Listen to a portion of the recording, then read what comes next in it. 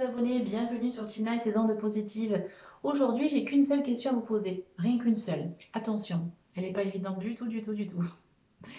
Qui êtes-vous réellement dans la vie? Vous allez me dire, mais où veut-elle en venir? Bien sûr, je sais qui je suis, elle est facile, sa question elle est absurde. Je m'appelle un tel, j'ai tel âge, j'exerce telle profession, je suis mariée depuis tant d'années et j'ai tant d'enfants.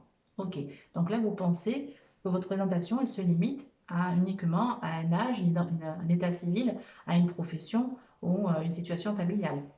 Mais si on réfléchit bien, bah, le robot aussi, hein, justement, cumule les tâches tout au long de la journée, exécute des tâches sans réfléchir. Vous pensez être un robot. Si j'écoute votre présentation, vous pensez être un robot. Non, vous n'êtes pas un robot, ni vous ni moi. Et heureusement d'ailleurs, c'est beaucoup plus profond que ça.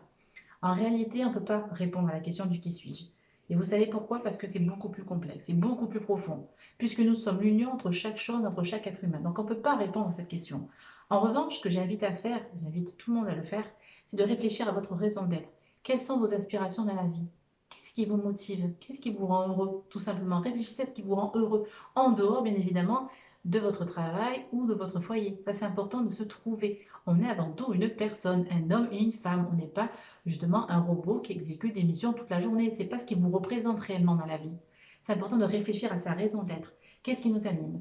Et pour pouvoir le faire, il faut penser aussi à la personne que nous étions avant d'être en âge de travailler, avant d'être en âge de concevoir une famille. Justement, qui j'étais exactement? Quelles étaient mes aspirations? Pourtant, j'étais quand même heureux. Donc, c'est important d'y réfléchir. Êtes-vous une personne qui aime créer de ses propres mains ou qui aime créer à travers l'art?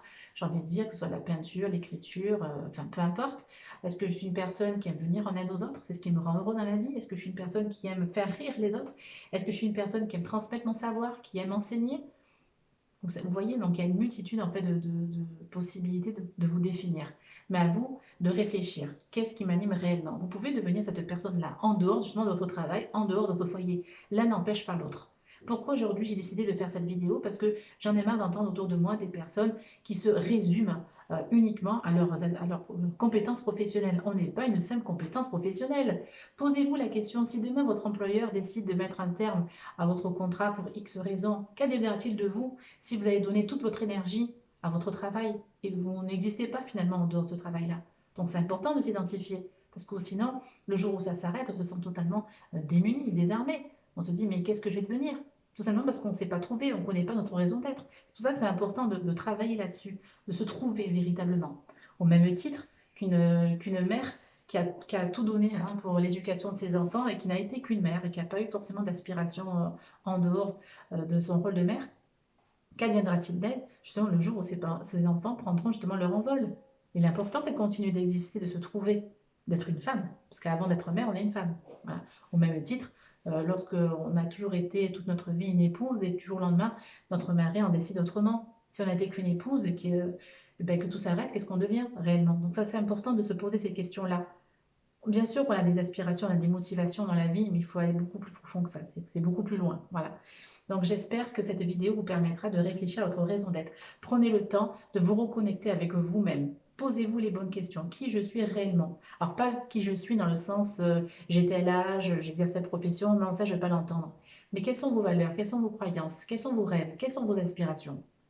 Quel enfant j'étais justement à l'époque? Qu'est-ce qui m'animait? Ah, en dehors de m'amuser, bien sûr. Il y avait bien des petites passions. Moi, je sais que j'adorais, et j'aime toujours, j'adorais enseigner. J'aimais enseigner. Voilà, j'aimais jouer le rôle de la maîtresse que j'allais éduquer.